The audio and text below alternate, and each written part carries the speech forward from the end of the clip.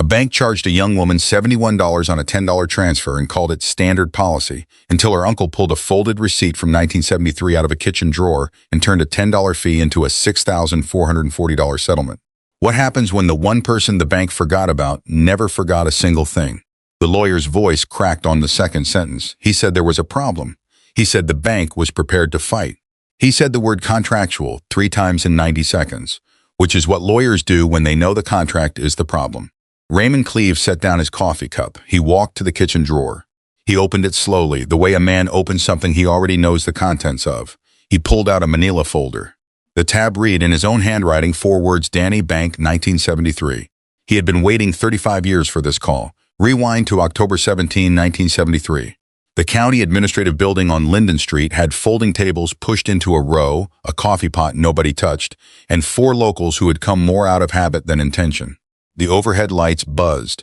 Someone had taped a paper sign to the wall that said county processing, window hours. It had been up so long the tape had yellowed. Raymond Cleaves was 28 years old. He wore his father's button-up shirt. He carried $200 in cash in a plain white envelope. He had combed his hair. He was there to open a custodial savings account for his niece. Danny was 3 years old. She could not speak in full sentences yet. She liked orange juice and a stuffed rabbit named Benny. She had no idea her uncle was doing this for her. Raymond stood at the counter and asked for the account opening forms. The branch manager's name was Hartwell Briggs. He was 44, hair parted sharply to the left, tie bar polished. He managed the Midwest Federal satellite window at the county building every 3rd Tuesday. He looked at Raymond the way a man looks at something small that has landed on his desk. He slid the forms across the counter without eye contact. Raymond read every line. He read the fee schedule. He read the maintenance terms. He read the transfer conditions. He turned to page 2. He read section 4. He read section 7. He read paragraph C, stopped. He read paragraph C again. Briggs was watching now. Behind him, one of the 4 locals at the folding table, a feed store owner named Walt Duffy, snorted quietly into his paper cup. Raymond asked one question. He said, "This rate cap, it transfers with the account if it converts to standard savings?" Briggs blinked. He said, "That clause applies to original custodial holders only. In practice, it doesn't come up." Raymond said, "But it's still in the agreement." Briggs looked at him for a moment. Then he smiled. Not a warm smile. The kind of smile a man uses when he is certain he is talking to someone who will never matter. He said, "If you'd like to sign, Mr. Cleaves, the window closes at 3. Raymond signed. He took his copy. All 4 pages. He folded the papers once cleanly down the center. He slid them into the inside pocket of his father's coat. Briggs had already turned away. Walt Duffy was telling a story about a tractor. Nobody watched Raymond Cleaves walk out. He drove home in a 1969 Ford pickup with a cracked dash and a heater that worked on the passenger side only. Gloria was at the kitchen table when he came in folding a dish towel. She said, "How'd it go?" He said, "Fine." She said, "Did you get what you needed?" He set the coat over the back of the chair. He said, "I got the agreement." She looked at him the way she always looked at him when he said something small that meant something large. She went back to folding. Raymond hung the coat in the closet. He took the folder from the shelf, already labeled, already waiting, and he placed the papers inside it. He found a pen. He wrote the date on the inside cover. He wrote the account number. He wrote Briggs's name. He wrote one more thing. At the bottom of the page in small letters, he closed the folder. He put it in the drawer. He did not think about it again for 16 years. But the agreement had not changed. Section 7 had not changed. Paragraph C had not changed. It sat in the folder in the drawer while Danny grew up and started school and learned to read and developed opinions about music and eventually inherited the account at 90 and used it the way young people use savings accounts. Occasionally, without ceremony, without thinking much about the terms. Briggs retired in 1981. The satellite window closed in 1984. Midwest Federal grew, merged twice. Became something larger and glossier with a name that had the word Horizon in it and a logo that looked like a sunrise. The original agreement was not in their system, but it was in Raymond's drawer. And Raymond had read something in paragraph C that nobody at Midwest Federal thought to check. He hadn't said anything about it. He was waiting to be given a reason. The fee schedule Briggs had handed him in 1973 was supposed to be a formality. It was actually the only document in the entire account's history that the bank had never legally superseded. And Raymond was the only person alive who still had a copy. Hold on, before this gets any deeper, hit that subscribe button right now, because what Raymond finds next in that county library is something the bank's own lawyers didn't know existed. February 4, 1989, Public Library, third table from the window. Raymond Cleaves set a yellow legal pad next to a microfiche reader and asked Mrs. Aldis at the reference desk for the State Banking Commission filings for Midwest Federal, starting from 1970. She pulled 4 binders without asking why. He sat down and started reading. He had not come in blind. 11 days earlier, on January 24, a bank statement for Danny's account had arrived at Raymond's house. Danny still had her mail forwarded there. She was 22, renting a room in the city, not keeping close track of things. Raymond had opened it out of habit. There was a line item he did not recognize. Dormancy processing fee, $4. He looked at the previous month's statement, which he had filed in the shoebox he kept on the closet shelf behind the winter blankets. He compared the fee schedules line by line. The $4 fee had not existed in 1988. He wrote it down, date, amount. The account reference number. One line in the narrow notebook Gloria had given him the Christmas before, the one with the dark green cover and his initials pressed into the lower right corner. He said nothing to Danny. He drove to the library. The first binder covered 1970 to 1974. Raymond found the original registration filing for Midwest Federal's county satellite operation. He found the approved fee schedule, stamped and dated. It matched the papers in his drawer at home. He turned pages. The second binder covered 1975 to 1982. In March 1981, Midwest Federal filed an administrative fee revision. The document used the phrase administrative revision 4 times. It did not use the phrase depositor notification. Raymond checked the state banking statute in the reference volume on the shelf behind him. Under Statute 12C, Section 9, any administrative revision that altered legacy account fee structures required written notification to affected depositors within 90 days. He looked back at the 1981 filing. No notification on record. He wrote that down. 3 lines. Statute number, filing date, the gap. The third binder covered 1983 to 1991. Raymond found 2 more administrative revisions, 1988 being the most recent. That was the one that had introduced the $4 dormancy fee, also filed without depositor notification. He sat very still for a moment. Then he turned back to Section 7 of the original 1973 agreement, paragraph C. 11 lines from the bottom of page 2. He had memorized it in 1973, standing at the county building counter while Briggs watched him with that small smile. Fee adjustments applied to accounts converted from custodial to standard savings status are governed by the original custodial fee schedule unless the account holder acknowledges in writing any revised schedule within 90 days of notification. 3 revisions, no notifications, no written acknowledgments from Danny because there had been nothing to acknowledge, which meant the original 1973 rate still applied, which meant every $4 dormancy fee, every elevated transfer charge, every maintenance line item billed at the revised rate since 1981 was being collected on an account that was still, legally, governed by a rate schedule Hartwell Briggs had handed Raymond Cleaves on a Tuesday afternoon 16 years ago. Raymond closed the binder. He put the legal pad flat on the table. He wrote one number in the margin, circled it, and underlined it once, $2,840. That was the estimated overcharge through January 1989 alone. He had calculated it on the drive over with a pen on the back of a grocery receipt. He went home. The kettle was already on. Gloria was at the kitchen table. She had a library book open, but she wasn't reading it. She was watching him come through the door the way she always watched him when he came back from something he hadn't fully explained. He spread the legal pad on the table beside his notebook. She looked at the yellow paper.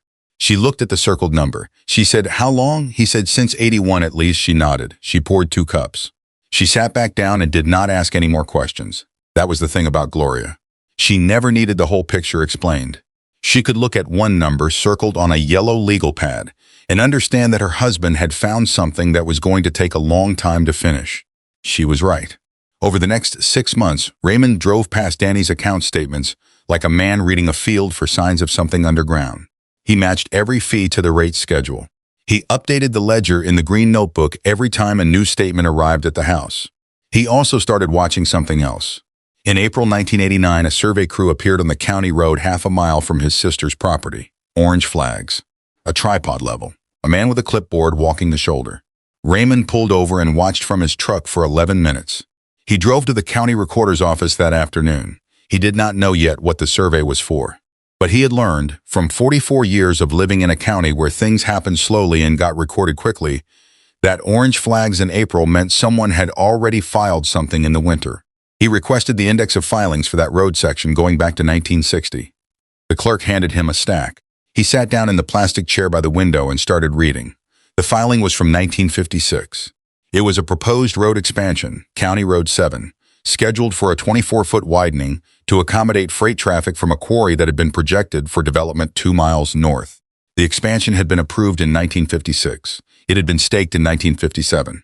It had then been suspended in 1958 when the quarry project fell through. Suspended, not canceled.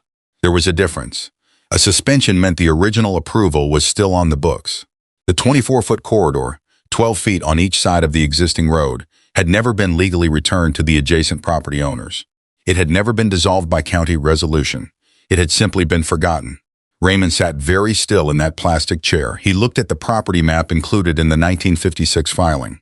He found the parcel line for his sister's land. He found the corridor. He found the 12-foot strip running along the eastern edge of the property. Then he went home, opened the green notebook to a fresh page, and drew a map by hand. Kitchen table, kettle cooling on the stove, Gloria reading in the next room. He drew the road. He drew the 12-foot strip. He drew the property lines. He wrote the filing number from 1956 in the upper corner. He looked at the map for a long time. The strip was worthless on its own, 12 feet wide, half a mile long. You couldn't build on it. You couldn't farm it. You couldn't do anything with it alone, unless someone needed to cross it. Unless someone was trying to assemble a large parcel on the north side of County Road 7 and every acre they could buy was useless without access through that corridor. Raymond put the cap back on his pen. He closed the notebook. He looked at the hand-drawn map one more time. The trap was not set yet, but the ground was right, $650. That was the number the young man on the front porch said out loud, standing straight in a blue blazer on a Tuesday morning in the spring of 1993, holding a clipboard and a business card he hadn't offered yet. Raymond Cleaves leaned against the door frame and let him finish. The man's name was Garrett, first name only, which Raymond noted. He represented a land acquisition firm working on behalf of a development group he was not at liberty to name. He said the $650 was per acre, which he described as a strong offer for a strip parcel with no buildable frontage. He said the group was prepared to close within 30 days. He said with a small smile that Raymond recognized from 1973 that the strip had no practical value to anyone but them. Raymond looked at him for a moment. He said, "No, thank you." Garrett blinked. "Mr. Cleaves, $650 an acre on a non-buildable corridor is already generous." Raymond said, "I understand." The answer is no. He closed the door. He walked back to the kitchen. He picked up his coffee cup. He opened the green notebook to the page with the hand-drawn map. He wrote the date, the name Garrett, the number $650, and one word next to it. First, he mowed the strip twice a year, spring and late summer. He used a push mower for the narrow sections near the road shoulder and a riding mower for the longer middle stretch. It took him about 2 hours each time. He did not complain about this. He did not mention it. Every April, he paid the property tax bill on the strip. The county assessed it at $14 a year, $14. He paid it the week it arrived, by check, and kept the receipt in a separate envelope in the kitchen drawer behind the green notebook. From 1989 to 1993, he watched the land north of County Road 7 change hands 7 times. He tracked each sale in the notebook. Parcel numbers, buyer names, dollar amounts from the recorder's office. Most of the buyers were shell companies or LLCs with addresses in cities 3 states away. All of them had one thing in common. None of them owned the 12-foot strip. The second offer came in October 1997. Not a knock at the door, a phone call. The man who called introduced himself as a county planning liaison. His voice was measured and formal, the kind of formal that has been practiced. He said the county had an interest in resolving the 1956 suspension on County Road 7. He said there was a budget available for voluntary acquisition of affected corridor parcels. He said the figure was $2,200 per acre, which was, he noted, the highest the county had authorized for non-residential strip parcels in the current fiscal year. Raymond listened to the whole thing. He said, "I appreciate the call." He said, "No." The liaison paused. He said, "Mr. Cleaves, the suspension has been on the books for 40 years. There's no guarantee the county won't pursue an eminent domain process if voluntary acquisition fails." Raymond said, "I understand. You're welcome to pursue whatever process the county sees fit." He hung up. Gloria was at the sink. She had heard the whole thing. She said, "Eminent domain?" Raymond said, "They won't. It would cost them more than the strip is worth to them, and they know it." She dried her hands. She said, "How much more?" He said, "That's what they're trying to figure out." She went back to the dishes. The notebook entry that night read, Oct. 14, 1997. County liaison, no name given, 200 acre. Second offer. Eminent domain mentioned. No filing. Paid this year's tax bill, $14. Their daughter Mara came home for Thanksgiving that year. She was 12 and had her mother's habit of going quiet when she was thinking hard. She walked the strip with Raymond one afternoon, just the two of them, the ground frozen and the sky low. She said, "Why do we keep this part?" Raymond said, "Because it's ours." She said, "But nobody uses it." He said, "Somebody will want to." She looked at the frozen ground. She looked at the stakes Raymond had reset that fall, the orange flags snapping in the November wind.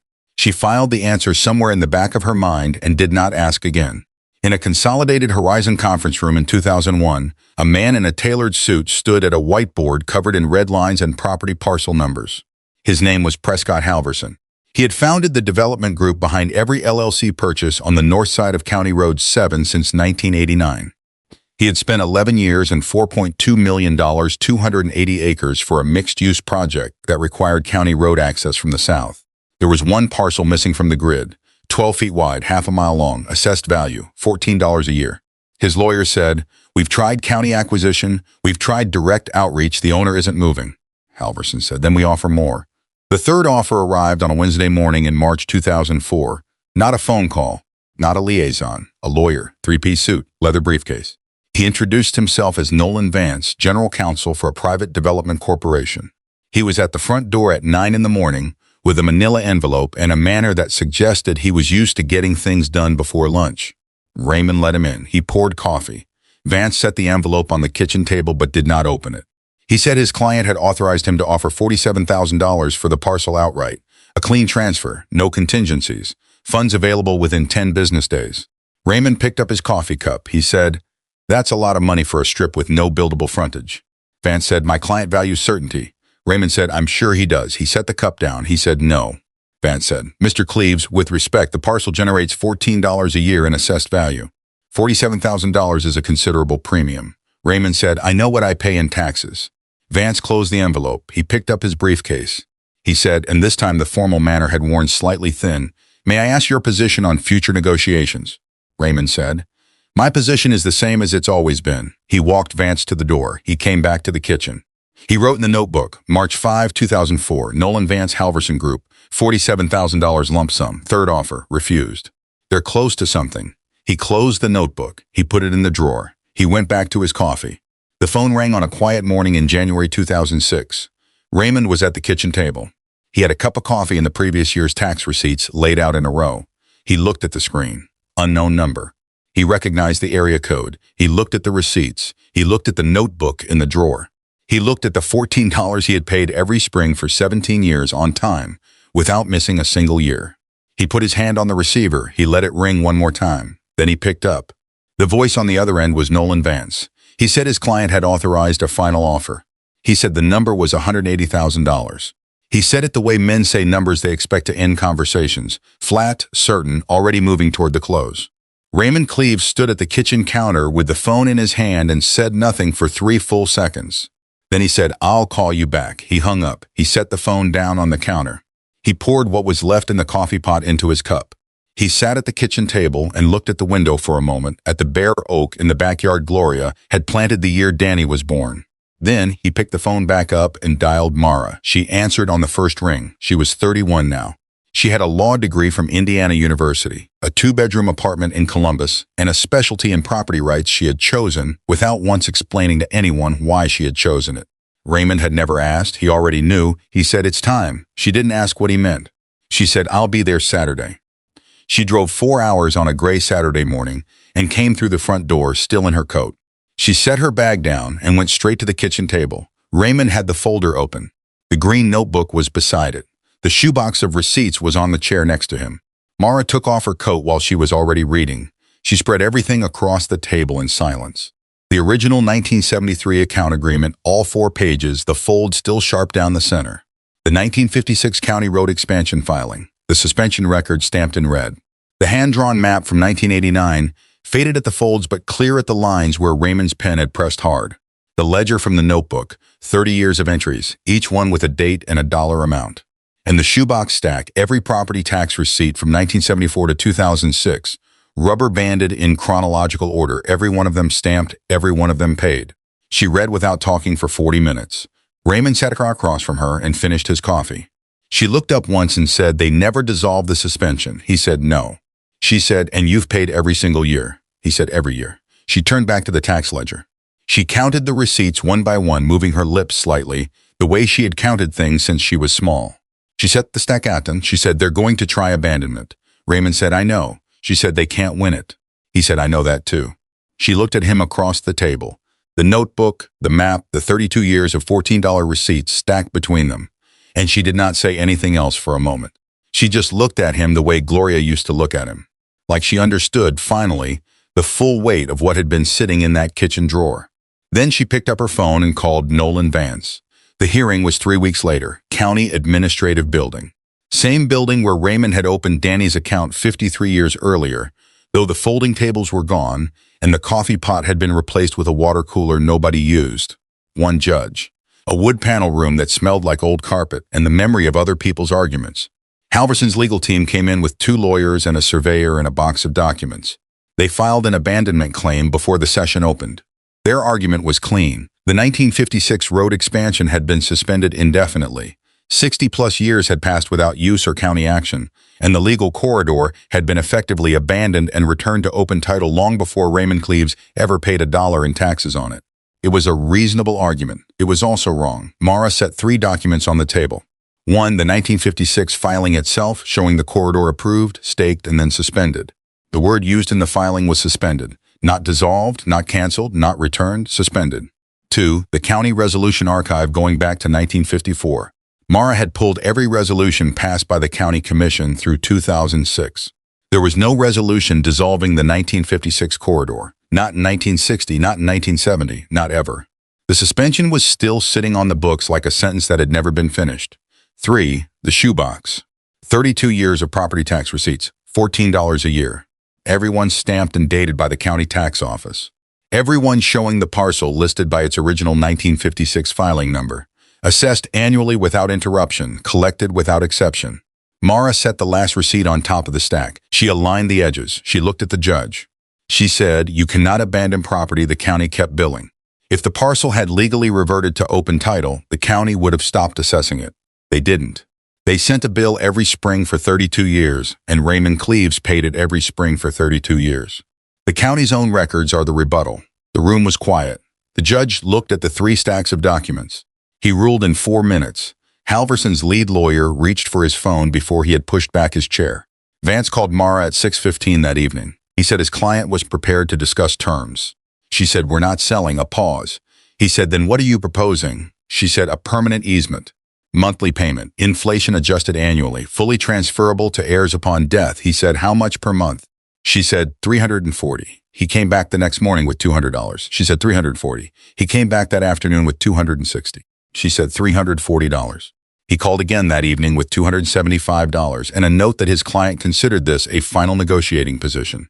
She said, $340. He went quiet for a long time. He said, "Every month." She said, "Every month." He said, "For how long?" She said, "For as long as the development uses that access corridor, which, based on the site plan your client filed with the county in 2003, will be the life of the project." Another long pause. He said he would call her in the morning. He called at 8:47. He said, "My client accepts all terms." Mara called Raymond. He answered on the second ring. She said, "They took it." He said, "All right." She said, $340 a month, inflation adjusted. Transferable to me and anyone after me. He said, "Good." There was a pause on her end. He could hear her breathing, and he could tell she was trying to find the right words for something she hadn't expected to feel this strongly. She said, "Dad, do you understand what you," he said, "tell your mother." He handed the phone to Gloria, who had been standing at the stove for the last 4 minutes with her hand on the kettle, not pouring, just waiting. She took the phone. She listened. She set the phone down on the counter. She turned to the stove. She poured the water. The signing was on a Thursday morning at the county clerk's office. Raymond wore his good coat, the same style as his father's, bought 30 years after the original, kept in the same closet. Mara brought her own pen. Nolan Vance brought 3 copies of the easement agreement, a notary, and an expression that had given up trying to look neutral. It took 12 minutes. Raymond shook no one's hand. He signed where Mara pointed. He folded his copy once, down the center, and put it in his coat pocket. He walked out to the truck. He sat in the driver's seat with the door open and the cold air coming in off the parking lot. He reached under the seat and pulled out the green notebook, the original one, the one with the dark cover and his initials pressed into the lower right corner, the one Gloria had given him the Christmas of 1988. He turned to the last blank page. He wrote the date, Below it, in the same small handwriting he had used for 30 years, he wrote easement signed, $340. Inflation adjusted. Strip parcel held 33 years, $1,400. Total paid, $462. First payment due March 1. He looked at the line for a moment. Then he closed the notebook. He put it back under the seat. He drove home. 3 weeks later, the local paper ran 4 paragraphs on the development project's groundbreaking. In the 4th paragraph, a single sentence mentioned that a private easement agreement had been reached with an adjacent landowner after a brief administrative proceeding. No dollar figure, no name. Prescott Halverson declined to comment. In the feed store on Linden Street, Walt Duffy's son heard the story secondhand at a Sunday dinner and told it to 4 customers over the following week. All 4 of them said the same thing. They said they hadn't known Raymond Cleaves owned any land out there. They said they didn't know he'd been watching the whole time. Some men spend 30 years trying to prove they were right. Raymond Cleaves spent 33 years making sure he never had to say a word. Would you have taken the $180,000 and walked away, or held out for the monthly payment that never stops? Drop your answer in the comments. And if this story hit different, you already know what to do.